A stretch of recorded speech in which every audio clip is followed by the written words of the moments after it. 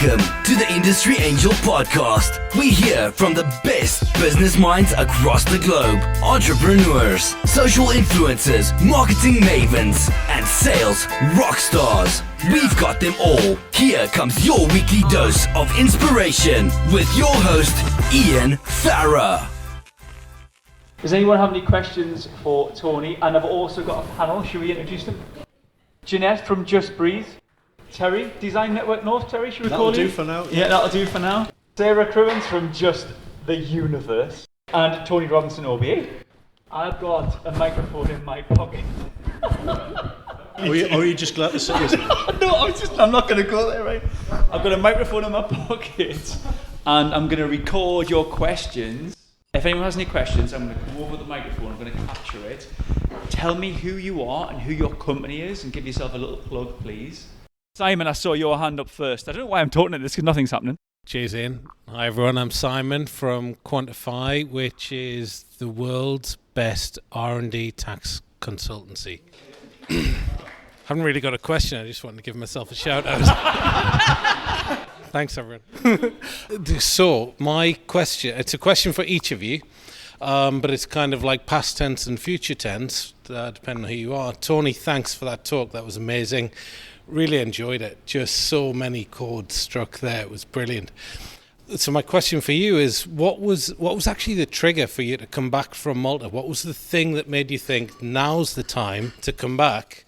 And my question for everyone else is, if you were in Malta, what would be the trigger that would get you to come back? To either Barbados or to Shields or... Yeah, the truth is for me that if Eileen and my daughter Sinead hadn't come over at the time that my lease was ending, I was really in two minds whether to stay out there. That is the truth. Because it was everything I wanted to do, and I really felt part of a microbusiness owner community, which I didn't feel as part of in the UK, coming back to it. But, you know, at the end of the day, the most important reason was that I thought I could come back. I do put family and friends first, and I miss my friends and I miss my family. And I thought I could be useful because we had founded, while I was in Malta, this Enterprise Rockers movement and for Microbiz. So it was really the fact that I was coming back to be useful. But in terms of sheer hedonism and just pleasure, I loved Malta. That's a really good question, Simon. And I actually did live abroad after my foray into corporate life in London led to me being stressed and anxious and burnt out and needing to completely change my career.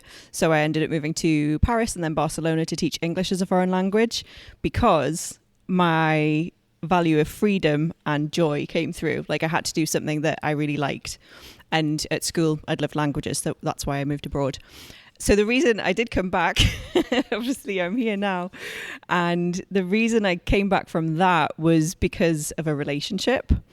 And so it's linked to the family and friends piece. But interestingly, also linked to, I didn't feel like my career was going to take off teaching English as a foreign language in Barcelona. I loved the lifestyle, but I felt like I was ready to get back into work in a different way, and I knew that I needed to be in the UK for that, and to be around friends and family in this relationship. I can actually answer that as well, because I lived in Liverpool for 10. It's not quite as glamorous as Barcelona, but no, I loved living in Liverpool. I was there for 10 years. I studied there, and then I got a job there, and I loved it. But I'm born and bred in Jarrow, very proudly so, and I came back here 25 years ago for the same reason that you, Tony, family, really, because you've got to be where you belong. Yeah, and I like I said, I loved Liverpool and I still consider it my second home, but this is my real home, and I've never regretted making that move 26 years ago. And I think you just have to go with that. You have to go with what's in there, don't you? Because otherwise, well, what else are you going to... There's nothing else worth following other than what's in there. So I lived in Norway for 3 years, which I absolutely loved. At the time, I was married. My husband did a full career in the Royal Navy. He was drafted out there for 3 years, absolutely loved it. But that was where I first got my taste for what I was going to do with the rest of my life, as far as what Francine and I do now with Just Breathe. So studying mental health, deciding which direction I was going to go. As soon as we came back from Norway, I started working for the Royal British Legion. Absolutely loved it. A lot of our work that we do now is with ex-service men and women. A lot of my family are ex-service men and women as well. But going back to Tony's side of it, it was just something that brought me joy and made me happy. It was all about giving back, and it had to be. And initially, in the early days, a lot of it was voluntary, just didn't get paid for it, but absolutely loved it. And then that led to coming back to the northeast, which I don't think I could ever live anywhere else, really. So born and bred here. So yeah, and our business is in the northeast and in Jarrow. Wonderful, thank you very much. Good stuff. I'm just looking at Carl there. Carl's got a great question for you. Hi, I'm Carl Buckley. I'm MD of Urban River. We are a branding, marketing and digital design agency. My question is quite simple. Can you buy happiness? There's a few things you said, Tony, that have really resonated with me. And you talked at the beginning about the 120 people in the world who own more than the other half. For me, those 120 people must be the saddest, most tragic people on the planet, because they are spending their entire lives trying to fill a gigantic hole in their lives with money, and they're never going to achieve it. I would hate to be one of those people. I can't imagine what their lives must be like. So I think the answer is most definitely no. This is a really interesting one, because recently I have done a lot of work on money mindset, and I want to make I can swear, can't I? Okay, brilliant. I hope... I hope you realise I paused then rather than just like going for it. Anyway, I want to make a fuck ton of money, and I'm going to be very, very honest about that, because money I don't think makes you a bad person, although I completely understand and agree actually with what you just said. I think it's an amazing resource to have. With reference to Terry's point about, those small amount of people having the most amount of wealth, I would like to think if I did have that amount of money, that would be going to the charities and the organisations and the people that I really believed in and wanted to support. So in terms of having that wealth, I wouldn't actually have it. I wouldn't be stockpiling it. It would be coming in and it would be going out again, because that amount of wealth can actually save the world. We have enough food, we have enough resources for everyone. And at the moment, there are people, stockpiling for, well, they are filling that gap, like you're saying, they're filling that goal in a cock rocket, which is just. Is cock better? Is cock better than penis? Yeah. What's a cock rocket? The thing that what's his name from Amazon's going into space. Yeah. Oh right. I thought it was Paul Duke's new car. Which you just been telling me about. It is very much a midlife crisis thing, isn't it? A cock rocket. Wow. Sorry, no, I didn't mean that. Sorry, not to you. I'm talking about Jeff Bezos. Can money buy you happiness? I don't think it can. I think it's a really, really great resource to help other people become happier. And I think you can be happy along the way, depending on how you decide to use that resource, which is really invaluable, in my opinion. Yeah, I agree with both of those. I think that you cannot buy happiness and you can't pursue it either. That's why the whole of the talk was about some internal values that you actually have, and that gives you fulfillment and content and various things. I mean, John Lennon actually said, happiness is when you're not feeling miserable. And that feeling of contentment is about doing things that you actually love to do, and all the things that we've actually said. So you can't buy it. And you remember Maslow and various things, and I think that's right, and Hertzberg and all those things. Money is, you can get movement through money, but you can't get motivation and fulfillment through money. Can it buy you happiness? No. I think you can live happiness. You can certainly become one with happiness, if you like. What can it do? I agree with all the with what everybody said. Francine and I have always said that if we were ever to come into money, have a huge lottery win or whatever, we would plough it all into having a mental health hub for everybody to access free of charge. So yeah. That's definitely what we would be doing. But no, we can't buy happiness. You live happiness. Hi, my name's Mayra Thomas, and I have started Life Coaching by Mayra, and it's about working with young people and actually getting them to be the best versions of themselves. I also work with families as well.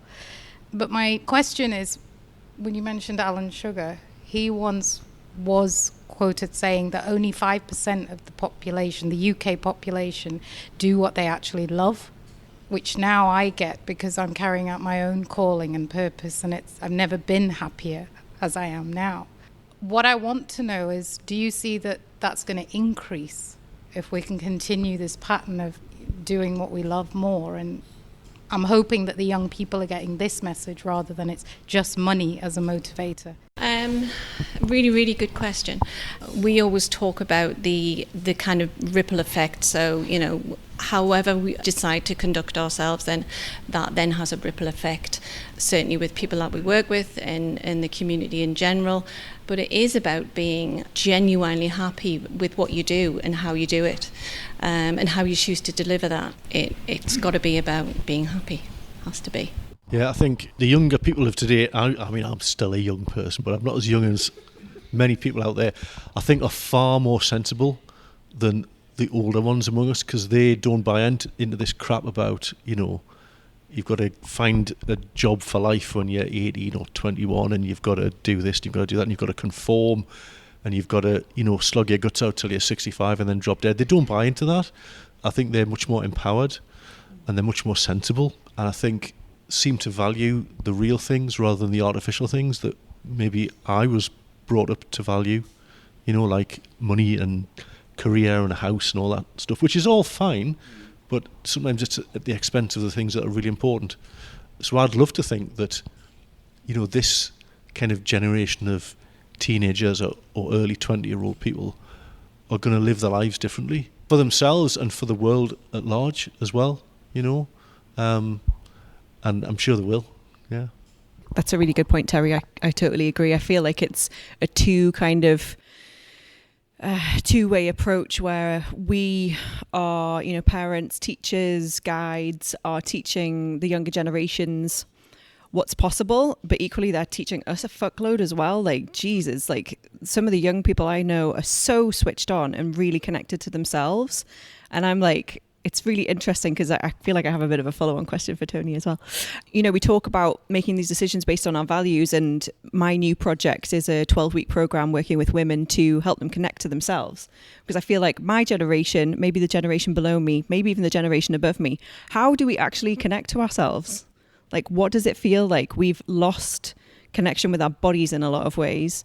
We don't know what we need, we don't know what we want, and we're kind of looking outside of ourselves for all of these things.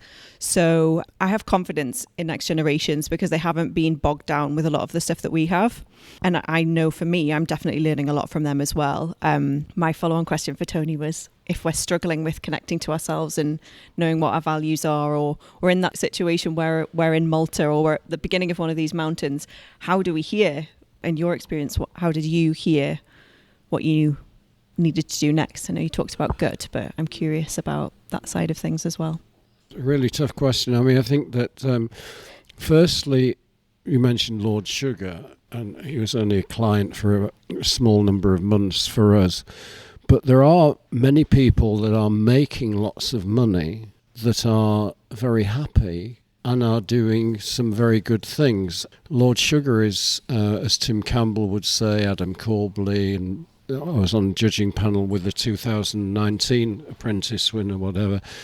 The public persona of Alan Sugar is nothing like what he's actually like to work with. Is very, very humorous. In fact, he's got one of the best jokes I've ever come across, was as his wedding anniversary kind of thing. He said his wife said to her parents, I've met Mr. Right, and Sugar says, but she didn't know that my first name is Always. And it's human. He surrounds himself with family and friends and various things like that. So my answer would be for young people, I've got exactly the same hope. I don't think they're buying into any of this kind of stuff at all. And I think that their peer group, remember what Lord Sachs said about the we is more important than the I? That'll actually allow them to connect together. I think it's not what anybody is going to give them. I think it is the values of the peer group. That's where they'll get the connection from, I think. Sorry, the panel are asking themselves questions now. Glenn, could you come to the mic? You got bid by that doctor, didn't you, kiddo? I did. Glenn did the run today for Macmillan, everyone, and you also run the Great North Run as well for Macmillan. So. Thank you. So I work for Sage Software. So I've had a few roles over the last 15 years with them where I've been fortunate to speak to so many people who, on the whole, run small businesses. And then more recently, I'm a director of a brewery in South Shields, the one that you're sitting in right now. So over all those years, specifically, I guess, since lockdown came along, because we were daft enough to open a brewery during lockdown, I've managed to see through all sorts of aspects just how small businesses run, and then being part of one, just seeing what difficulties businesses actually encounter. The question I've got for you guys is, we seem to have, we do have a reliance on social media right now. And if you think of when small businesses were opening up back in the 90s, they obviously didn't have that luxury.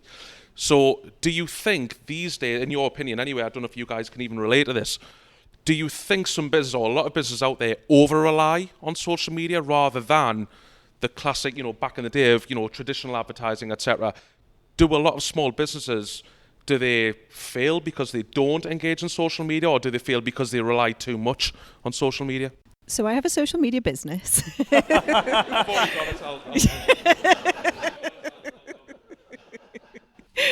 But it's social media community management, and I work with really big household name brands, so massive businesses, not small businesses. It's a really interesting question because I have had a lot of queries from small businesses who are like, I need to do social media. And my feedback to them is always, it's a support tool. If you don't have something outside of social media is not going to work for you. So you need to have other stuff around it. Equally, I think especially during the pandemic and just the world as it is now, social media connects us in a way that we've never been connected before. So I know for myself, I'm connected with people all around the world because of that. I mean, a local business doesn't necessarily need that, but when you get interest and curiosity from other places, it's really great because, you could, even as a small business like this, you could end up partnering with a different brewery in Canada or whatever, and you could get that through Instagram. So it's a tool.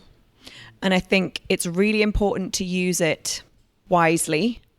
And that means different things to different people. I think it's really easy to fall into the trap of being on it all the time. And I personally don't think, I delete the apps off my phone when I'm not working on them and I have reminders to say that you've been on this for 2 hours throughout the day, come off now, because you're consuming all the time, whether you're in your accounts or whatever. And it's not good for your brain, in my opinion. So again, we need to come off it, but duck into it, and it's really good for relationship building as well. Just use it with a bit of caution, and I think find what works for you as a business, just like you do with your bricks and mortar stuff, just like you do with any service business. Find what works for you. You have to experiment and just see what works. And I actually find the joy in social media, you don't actually have to invest a lot of cash money in it. Facebook ads and Instagram ads and stuff can give you returns, but I think you can build your audience organically still, and that's where for me, that's where the juice is. I do community management, which is conversations, so I'm going to lean to that kind of side of things, but it is a great communication tool, so I think it's a bit of a double-edged sword, I guess. So, but great question, thank you. Well, I'm going to defer to the expert who said pretty much everything much more than I would have said, but I think it's about measuring it, because it's easy to get sucked into it. It's easy. You could easily spend every day on LinkedIn and Twitter and whatever else, and it would achieve nothing. Now, you wouldn't pour loads of money into, TV adverts or press adverts, and I think there's a danger that because things like that they're not free, but because there's no financial cost in using stuff like that, even though obviously it's taking up your time, I think it's easy just to spend that money without really thinking about what you're getting for it. But I think when you do, you'll find out what the real value of it is and what works and what doesn't work. And then as Sarah says, it's about making sure it's got its place and that it's in the right place. And it's about finding what works, because the most retweeted tweet ever was one courtesy of Ian, where I won't tell you the whole story, but I basically had an H on my head as a la Rimmer from Red Dwarf. So sometimes it's the most unexpected things that can get you the biggest exposure. But then again, that was just for giggles. That might not have actually achieved anything. So it's about trying to measure the right things and, seeing what the impact is and then going with that and treating the rest with, a pinch of salt, really. When you see an advert in the paper or on the telly, it's all a bit fake. But when it's just you being yourself, making a bit of a twit of yourself, it goes a long way. People respond to that and appreciate that because it's genuine, and I think that's what people really look for now is authenticity, and that's what social media really can give you, is the real you. You can smell something a mile off if they're doing it for social media. Like if you're not doing it, like if it's not authentic, people are just like, pff, and it'll completely turn them off. And it's like you have like, I've read somewhere it was like, I'm going to say 7 seconds, but I feel like it's a point of a second to get someone's attention on social media because there's so much noise. And if someone kind of gets that bad impression about you in an early stage, they probably just won't look at your stuff again. And all, the algorithm will go against you for that. So. Jeanette, do you have anything to add to that? Not really, no. I think you've kind of covered it all, yeah. One thing I will say is we initially, I'm not necessarily a huge fan of social media, but this comes more from my work with children and the effect that it's had on there and the family in general. But from a business perspective, we struggled initially. A lot of our business came from word of mouth, but it's just more recently through Mr. Farrar that he's chomping at the bit to sort of get us out there a bit more. And yes, I get it and completely understand that we need to do that, but yeah, it needs to be genuine and it needs to be measured. We've got time for 2 more questions. Yep. Hi, my name's Christina Lord. I started Authentic Action Coaching 2.5 years ago, and the name actually came from my realisation of when I aligned with what I truly valued and cared about, that my life changed. And so that's what really started my passion for coaching people and helping them actually tap into their inner power, because the answers are within all of us. They're not out there. They're actually within them, and I'm here to help people find them. Often they're looking outside of themselves for all of those answers, and actually it just is hidden under, probably buried deep under all of these limiting beliefs, these stories you tell yourself. So my question for all you guys is, what would you tell your younger self? When you were starting your business, obviously it takes courage and, the tenacity to start.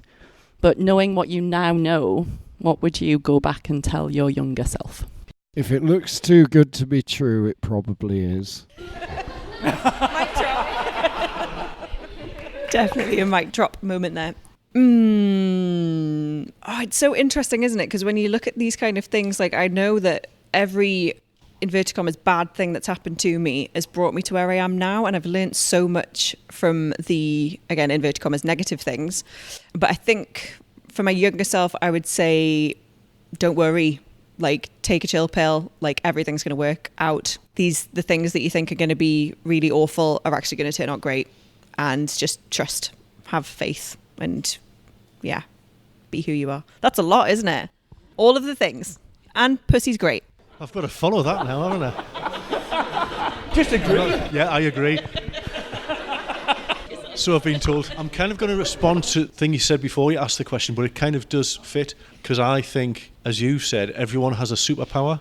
They just don't always know it. And I would probably have told myself that you have a superpower. It might take a while to discover what it is. One of the things I love doing is I run workshops using Lego Serious Play, as Ian knows, and some others, which is an amazing tool for helping people to think creatively about anything, whether that's themselves or a problem in their business or whatever it might be. And one of the questions I love asking people, because it's all based around asking a question that you then respond to, one of the ones I love asking is, what's your superpower? Whether that's the person or the business, because it strips away all the corporate rubbish. It's not like, what's your business, what's your mission statement, or what's your value proposition? What's your superpower? What's that thing that's, and we've all got one. And I think it's really important that you find it and then you use it as much as you can. So I think that's what I would probably tell myself. I think the thing that I don't know if a superpower, but the thing I love is being amongst people and bringing people together to discover things that they wouldn't have discovered if they were on their own. Yeah, and it's also good because I don't have to do very much. Because they do the real work, so that suits me fine. Absolutely love this. Fantastic question. I use this a lot in practice as well. It's something I've taught. I teach NLP as well, but it's always something that I use with my clients. Certainly after I've worked with them for a few weeks, and I kind of feel like we're really getting somewhere. And that's one of the questions that I always put forward, and I just love the answers that come back. They're just amazing. But for me, I guess pretty much the same, really. It's that inner belief. So everything comes from our core. We are who we are. We have an intuitive ability to be able to channel and to link with who we genuinely are. There's so much power there. It's the power of the unconscious mind. There's so much power there. So it's, for me, it would be just that whole kind of self-belief and pushing forward, knowing that you want something, but really driving yourself to go and get that. So, yeah. Time for one more. Paul. Paul Lancaster, company's called Plan Digital, but I'm more well known for Newcastle Startup Week Festival. I was wondering, are we happiest when we're being creative and we have the ability to express ourselves? Because I know Tony writes a lot, he does poetry, he's a fantastic speaker, he loves music, and everyone on the panel I think is creative. And definitely the conversations we've had seem to stem around creativity. Ooh, a good question. So I guess for me that would probably come under the banner of creative sort of facilitation. I'm nothing. So it's facilitating, kind of imparting, I suppose for me, therapy over to whoever I'm working with in a way that can broaden their horizon, open their mind, if you like, so see things. I'll find out through working with them whether they're visual people or kinesthetic or audio. It's then facilitating different ways of working with them so that they can really, truly connect their inner abilities. So it then goes back to the previous question as well. So, yeah. I think I certainly am, but then that's just me. I'm really lucky because I work with designers who are the most positive, happy, creative, imaginative people you could ever wish to be around. But then again, an accountant, a lawyer, you wouldn't think of them as being creative, but some of them must enjoy what they do. They must feel fulfilled. So whether they'd consider that to be them being creative or not, I'm not sure. So certainly for me, and I think we are probably a self-selected group of people who would say yes, but I don't think that's necessarily the case. So I think if we asked an accountant, when are they happiest, I'm not sure what they'd say. Would they say it's when they're being creative? So me personally, yes, but I'm not sure that necessarily applies to everyone. I think creativity, I know that my definition of it, I didn't think of myself as creative because I wasn't like an artist or I wasn't an actor. You know, I think like people's definitions can be quite skewed of what creative actually is. And I think you're absolutely right. Being creative can take on lots of different forms, and especially problem solving. I think also, you know, you might talk to an accountant. Creativity isn't necessarily just about being creative in your work. I know a lot of people who are happiest when they're creative outside of work, and that makes them even better at what they do for work. So their creativity might actually be their rest. So whether that's painting or sculpture or whatever it is, something that gets those creative juices flowing kind of like resets them, and then they're able to go back into their job. Not to say that they don't like their job at all, like they may love their job, but it's the creativity kind of gives them that energy to go back into it and approach things in a different way. So there's creativity at work and there's creativity outside of work, I guess. For me, I love creativity. Like I've been talking about this new women's course that I'm launching, which yes is to do with sex, but when we look at where our creative centre is, this isn't just women, it's the pussy. I'm going to keep saying it because everyone's really uncomfortable. 12 times. That's the length of the course, and that's the number of women that are going to be on it as well. Thanks, Ian. A dozen pussies. A dozen pussies. What's the word?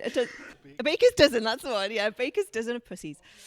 A posse of pussies. Oh my God, yes. See, creativity is abounding. This is creativity in itself. This is our creative center. So whether you've got a pussy or not, like, men have a creative center as well. And we talk about this in terms of the womb space, because that's where life is actually grown when you have babies. And we all do have this creative center. So this is why I'm interested in people connecting with themselves and different ways to do that. It's your gut as well. It's all around that area. When we connect to this area of ourselves and really unleash our creativity, amazing, massive magic can happen. Not just connecting to ourselves to make decisions, but approaching things in a completely different way, having our relationships improve, just like everything across the board. When we tap into our creative center, it's like really where magic does happen. So I feel like we have the potential to be our happiest when we're creative or when we're tapped into our creative center, for sure.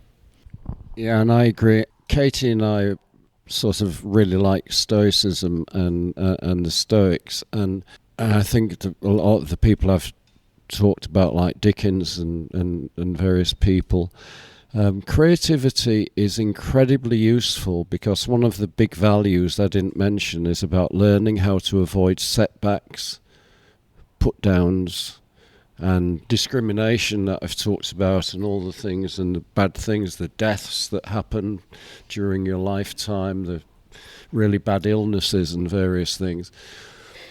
If people have the creativity knocked out of them, they can't react in a way that still allows them to have happiness in the future. It just crushes them. And that's what Dickens was talking about, our imagination and various things. You know, Stoics take an indifferent, which sounds harsh really, you take an indifferent view in order to say, well, that's not something I can do anything about, the fact that you've taken away my house or you've done that. But they can react creatively to what they're about to do, because that's in their power, how they're going to react to that bad situation. And that is creativity as well. All the greatest artists in the world are actually reacting to something creatively. I'd love to add to that, if that's all right.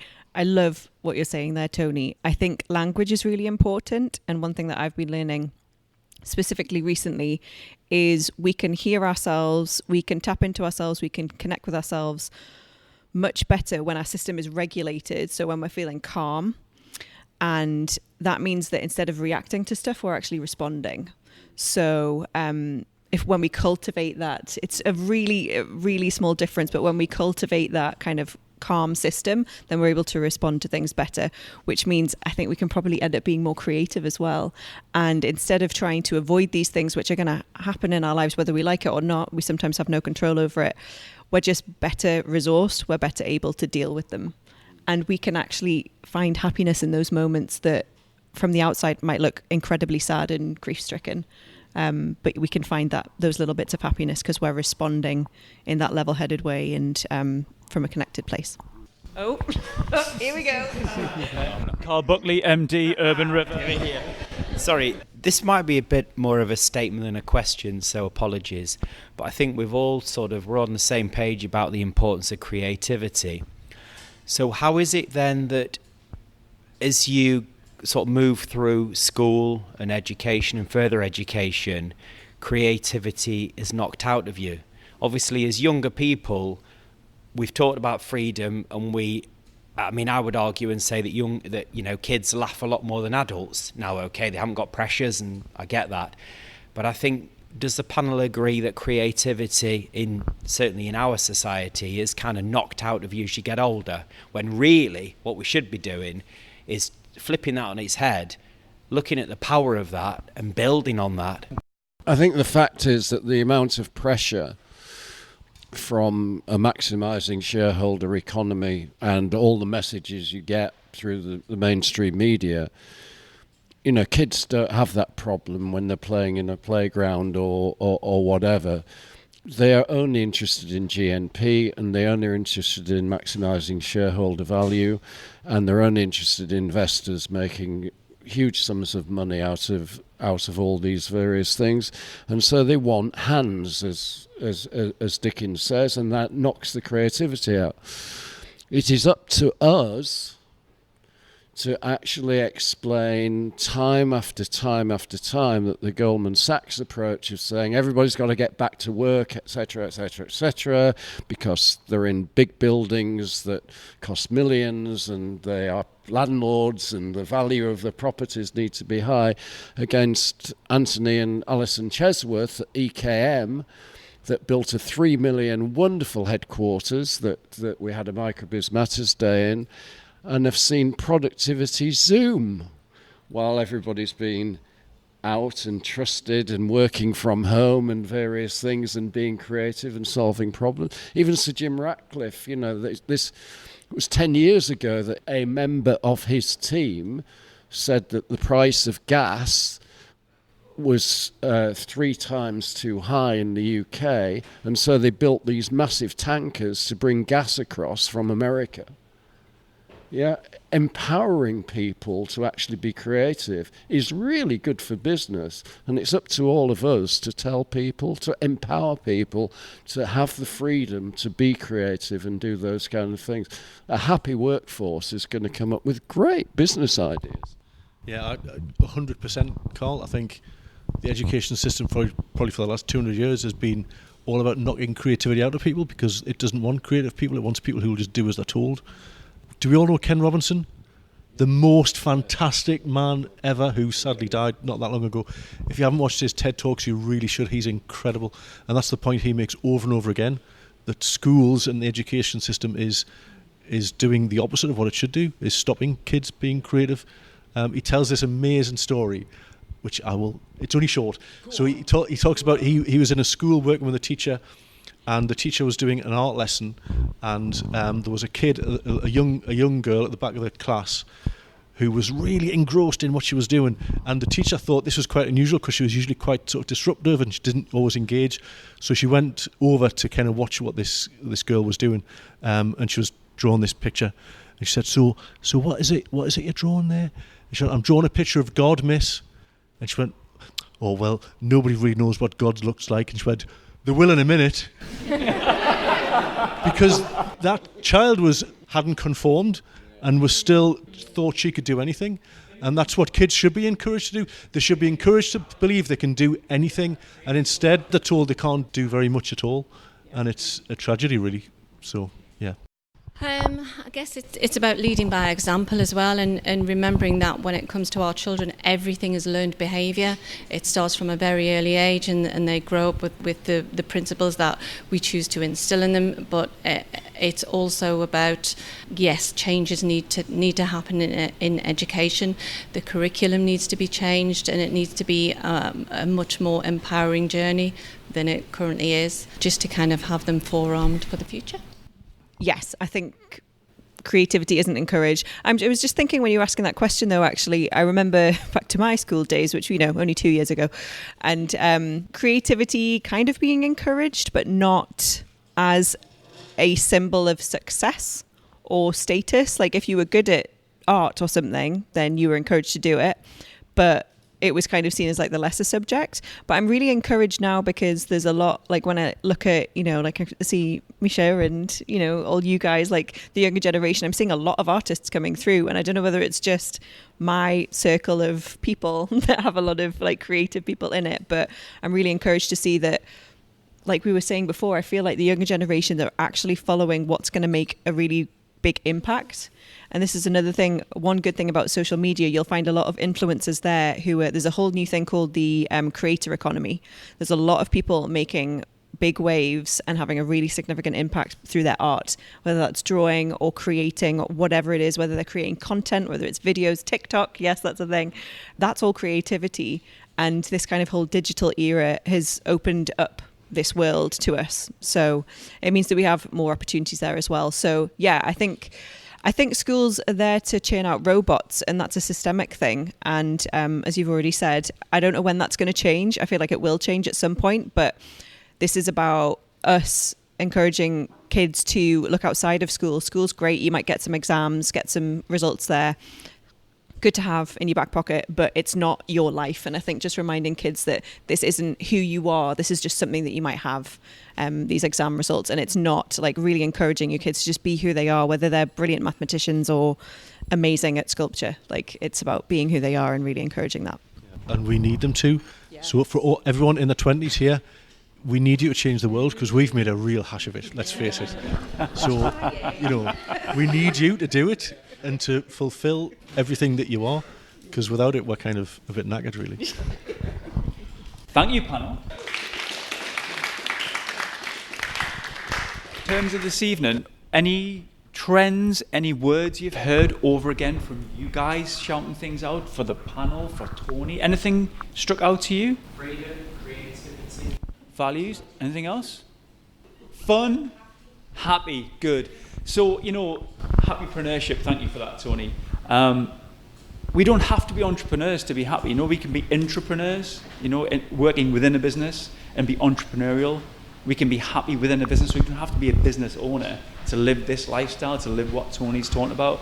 It's those trends that you've just been shouting out right now. Those are the values that we're taking out. And the very fact that you're here tonight shows that you're in company with people that have the same values as yourselves. Some of you met for the first time, some of you been out for the first time, shaking hands with each other, smiling, having drinks together. This is what it's about. This is the happypreneurship that Tony's been talking about. It's not all about the money. I get it, Sarah. I work with lots of charities and I want them to make money, because the more money you make, the more difference you can make. And they're like, no profit. I don't want profit. Of course you do. Get the money. So, it's a balance, right? Yeah. So thank you so much for the panel, Jeanette, Terry, Sarah, and thank you so much for Tony for joining us tonight. Please remember why Tony's here. To raise money and profile for both Excluded UK and Macmillan. We'll push some donation links around, Tony, maybe, and you might want to chip in if you can. So thank you so much for coming again tonight. That was really wonderful of you all to show up on a Thursday night. So thank you so much, and please stay for a little bit if you can. So thank you.